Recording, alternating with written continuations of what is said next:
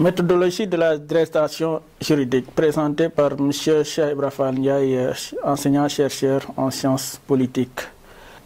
On va d'abord présenter donc la dissertation, l'introduction et le plan. L'introduction constitue une partie importante de l'introduction dans la mesure où c'est à partir de là qu'on élabore le plan de la dissertation juridique. Elle constitue du moins le miroir qui permet donc au correcteur de savoir si vous avez compris le sujet ou pas. L'introduction vous permet de déterminer le sujet et justifier l'axe de réflexion selon lequel vous allez le traiter. On peut scinder l'introduction à 4 ou 5 principaux points. Premier point, comment amener le sujet. Il faut essayer de mettre le sujet en contact, en liaison avec des faits d'actualité.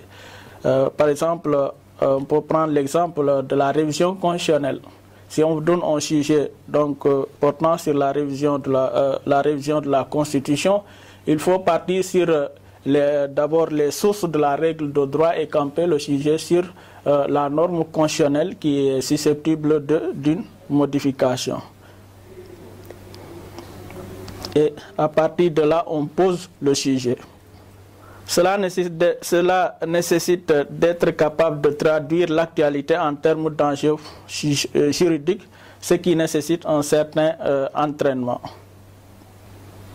Définir les termes du sujet. En fait, il s'agit de prendre les mots au sujet, de les définir en définissant pourquoi vous avez retenu telle signification particulière de chaque mot du sujet en général. En procédant ainsi, vous dégagez et mettez en évidence le sens du sujet.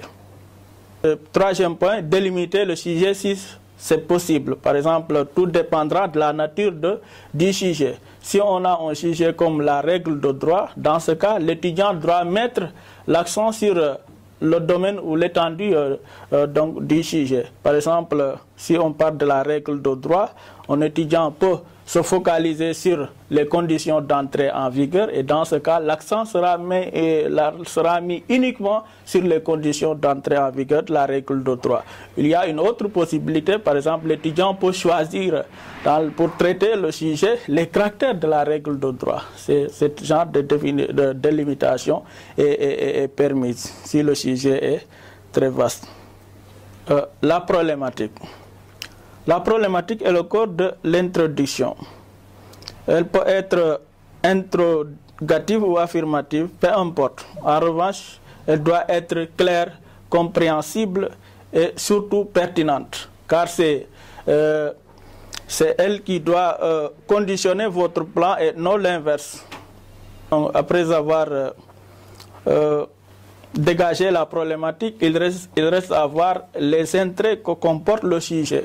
L'intérêt peut être théorique et dans ce cas, l'étudiant est tenu de mettre en exergue les points de vue divergents des doctrinaires ou bien des écoles sur cette question. Essayez également de mettre en lumière chacune des thèses, c'est-à-dire les deux thèses qui sont divergentes, et essayer de voir laquelle prime actuellement compte tenu de l'évolution de cette question-là.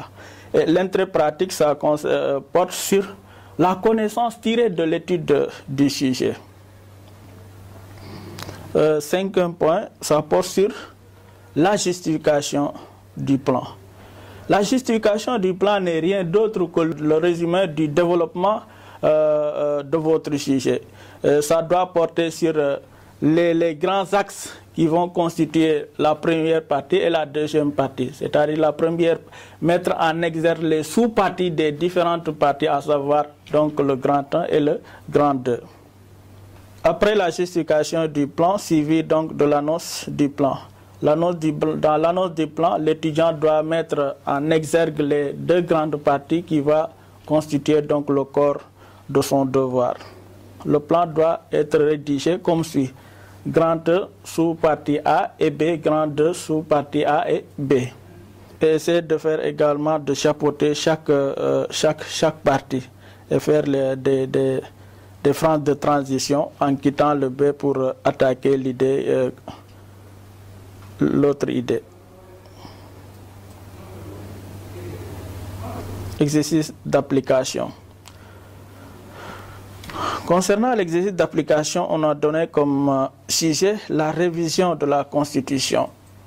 On suit les étapes qui ont été annoncées dans la phase théorique, et dans la pratique, on va essayer de donner des exemples comment amener le sujet concernant la révision de la Constitution. Exemple, l'expérience montre une Constitution ne peut prétendre à l'éternité. C'est ainsi qu'il est sage qu'un pouvoir de révision puisse compléter, actualiser et même corriger l'œuvre du constituant originaire pour lui permettre de les résister à l'épreuve du temps. Donc cette phrase-là peut constituer un exemple pour amener le sujet dans le cadre du traitement de ce sujet. Comment poser le sujet? C'est sans doute dans cette perspective que s'inscrit notre étude portant sur la révision de la Constitution. Il reste à voir comment définir les termes du sujet, c'est-à-dire la révision et la Constitution. Par révision de la Constitution, il convient d'entendre par la possibilité de modifier la norme suprême portant les règles d'organisation et de fonctionnement du pouvoir politique et qui est adoptée selon une procédure solennelle par des organes habilités à cet effet sans la vider de sa substance. Donc, la définition des termes du sujet nous permettra donc de soulever la problématique posée par ce sujet. Exemple de problématique. Révision de la Constitution ainsi entendue, on peut se poser la question de savoir quelles sont les modalités et les limites prévues pour la révision de la Constitution. Et une telle étude comporte un intérêt théorique découlant de la divergence doctrinale sur cette question. Or, une partie de la doctrine prône l'immutabilité de la Constitution, laquelle suppose que les règles constitutionnelles soient gravées dans la pierre, tandis que l'autre partie milite en faveur de la mutabilité de la Constitution. Finalement, c'est la thèse de la mutabilité qui prime sur celle de l'immutabilité de la Constitution. Or, il est inadmissible que des générations futures soient assujetties à des normes qui ne correspondent pas à leurs préoccupations. Voilà donc l'intérêt théorique de notre sujet.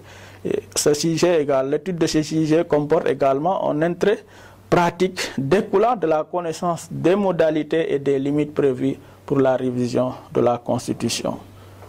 On passe d'abord à la justification.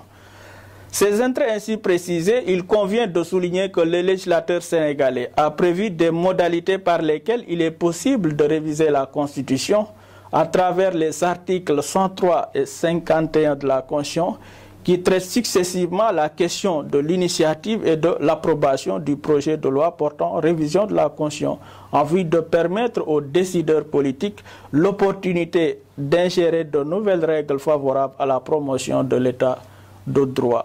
Cependant, force est de reconnaître que l'opportunité de changer la Constitution peut conduire à des mécanismes d'instrumentalisation des institutions pour se maintenir au pouvoir. Ainsi, pour prévenir de telles dérives, le législateur prévoit des limites d'ordre matériel, temporel et conjoncturel. Donc, cela va nous, après justifier d'abord le plan, on l'annonce.